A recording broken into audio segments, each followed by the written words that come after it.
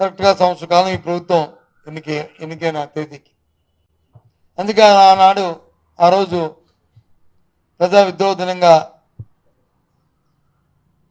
ఆ రోజు ప్రజలకు వంచించిన దినంగా ఆ రోజు నామకరణం చేసి మా నిరసన తెలుపుతామనే విషయాన్ని కూడా మనం చెప్పడం జరిగింది. కారణం దేనికి? ఇచ్చిన మాట నెరవేర్చలేదని, ఇచ్చిన మాట చేయలేదని, చేయకుండా చట్టాన్ని వచ్చి చేతితో తీసుకుంటున్నానని ఆ ఉద్దేశం నేను చెప్పడం జరిగింది. ఇది వాస్తవా కాదని మీ ద్వారా సూటిగా ఆ పెద్దలను కానీ సూటిగా ఈ రాష్ట్ర ప్రధానికాన్ని కోరుతున్నాను తెలుసుకోమని. ఏ విధంగా ఈ ప్రభుత్వం మొప్పెడుతుంది, ఈ కూటమి నాయకులు ఏ విధంగా ప్రజల్ని ఇచ్చిన మాట నెరవేర్చకుండా వంచిస్తున్నారు, ఏ రకంగా జరుగుతుందో ఆలోచించమని కోరుతున్నాను. ఎక్కడ కూడా లా అండ్ ఆర్డర్ శాంతి భద్రతలు ఎక్కడ కూడా లేవు. ఏం జరుగుతుందో ఉదయం వేసి రాత్రి ఏమో జరుగుతుందో తెలియదు. చూసాం మన విజయనగరంలో జరిగిన పండగలకి పబ్బాలు జరిగితే అంత ప్రజలు అల్లకల్లోపై ఏ రకంగా గొగ్గోలు పెట్టిన పరిస్థితి.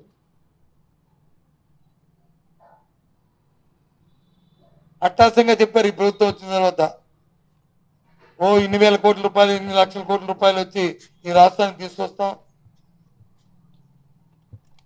ఈ దేశంలో ఏ రాష్ట్రం కూడా ఎన్ఆర్జీకి సంబంధించి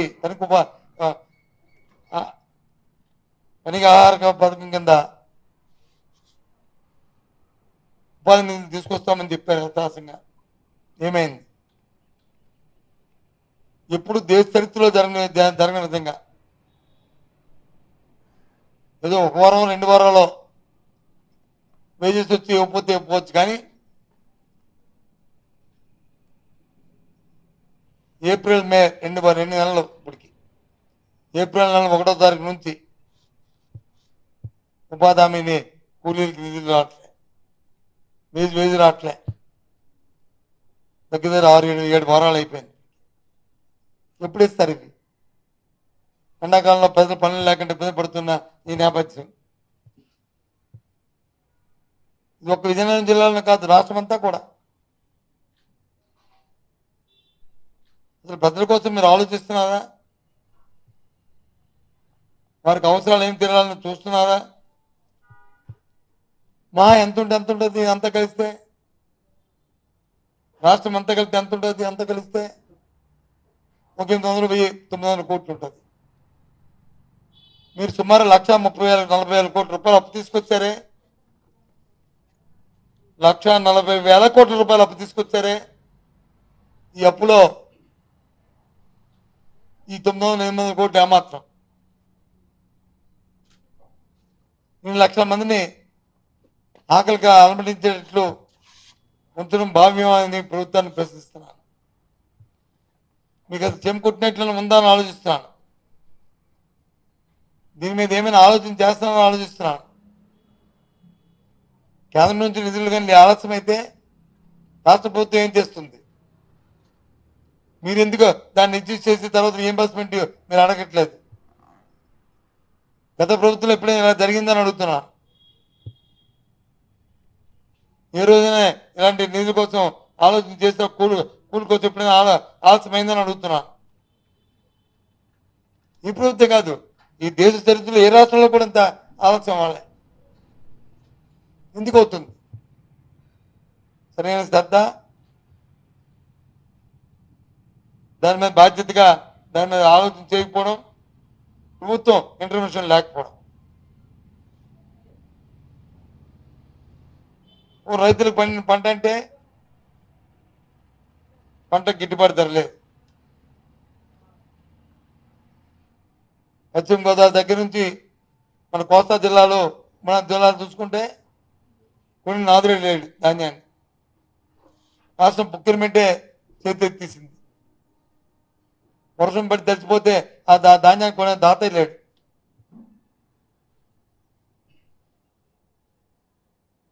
అటు పశ్చిమ గోదావరిలో అప్లాంట్స్లో కానీ గుంటూరు ముగ్గల్లో కానీ చూసుకుంటే పొగాకు పండిన రైతు తాలూకా పరిస్థితి చాలా అగమ్య గోచరంగా ఉంది. ఏం చేయాలో తెలియట్లేదు. తీసుకొచ్చి పెంటల మీద పోసి అవి కాల్చే పరిస్థితిని తీసుకొస్తున్నారు.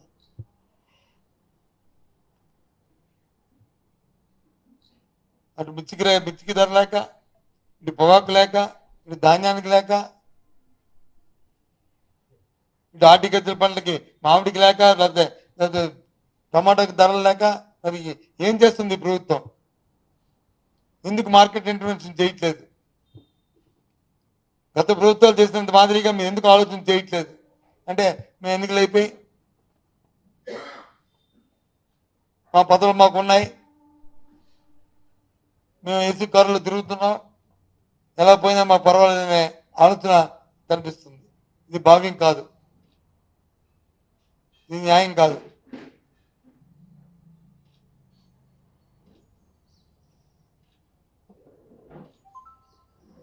అందుకోసమే ఈరోజు మిమ్మల్ని మీ ద్వారా పిలిచాను, మీ ద్వారా ఈ ప్రభుత్వాన్ని ప్రశ్నించడానికి. మళ్ళీ చెప్తున్నాను,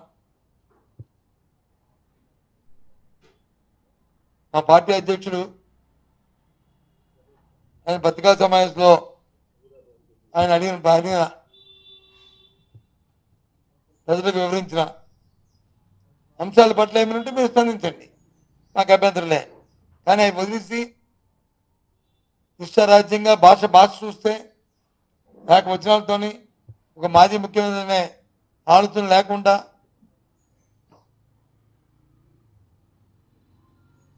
ఆ అభ్యంతరమైన భాషను మాట్లాడుతూ డిబేట్ల్లో కానీ డిస్కషన్లో కానీ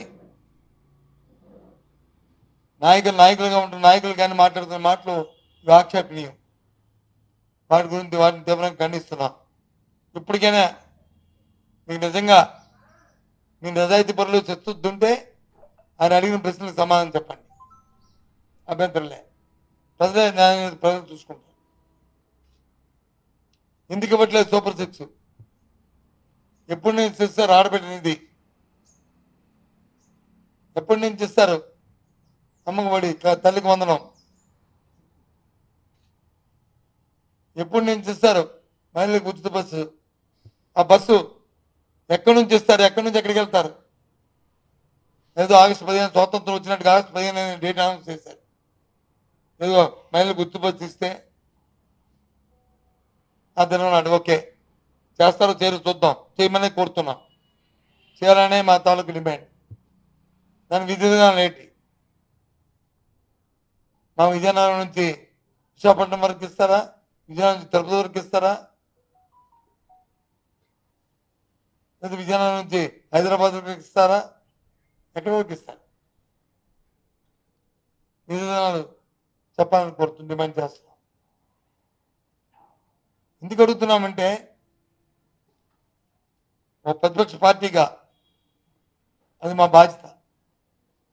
ఎన్నికలప్పుడు వచ్చి రాజకీయ పార్టీలు వారి విధానాలని ఎన్నికల ప్రణాళికల్లో ప్రకటిస్తాయి. వాటి మీద ప్రేరితమై వాటి మీద ప్రజలు ఆలోచన చేసి ఆ ఎన్నికల్లో ఆ పార్టీలకు వచ్చి ఎన్నుకోవడం అనేది సాంప్రదాయం, ప్రజాస్వామ్యంలో ఒక నానుడి. అవి నిర్వహించవలసిన బాధ్యత ఆ రాజకీయ పార్టీలకు ఉన్నాయి. ఆ రకంగానే ఈరోజు సంవత్సర కాలం అయింది ఈ కూటమి ప్రభుత్వం ప్రజలకు ఇచ్చిన వాగ్దానాలని నెరవేర్చకుండా కాలయాపన చేస్తున్న ఈ నేపథ్యం. పైపెచ్చు 2 లక్షల ఒప్పు 2 లక్షల ఒప్పు అంటున్నారు.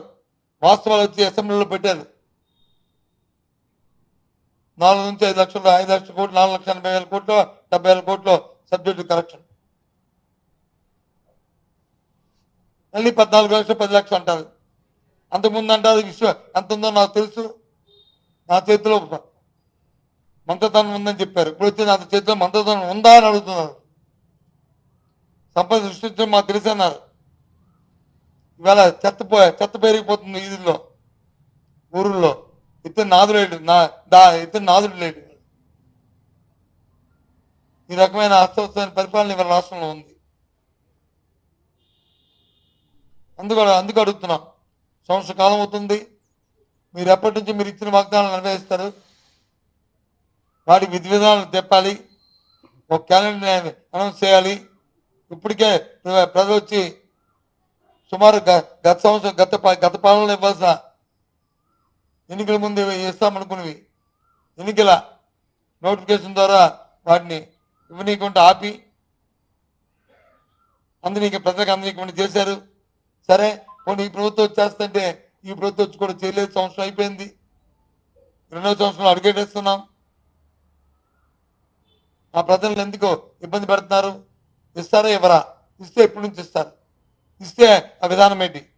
ఇప్పటికైనా చెప్పాల్సిన బాధ్యత ప్రభుత్వానికి ఉన్నదని ప్రభుత్వాన్ని డిమాండ్ చేస్తూ మీ ద్వారా డిమాండ్ చేస్తున్నాను.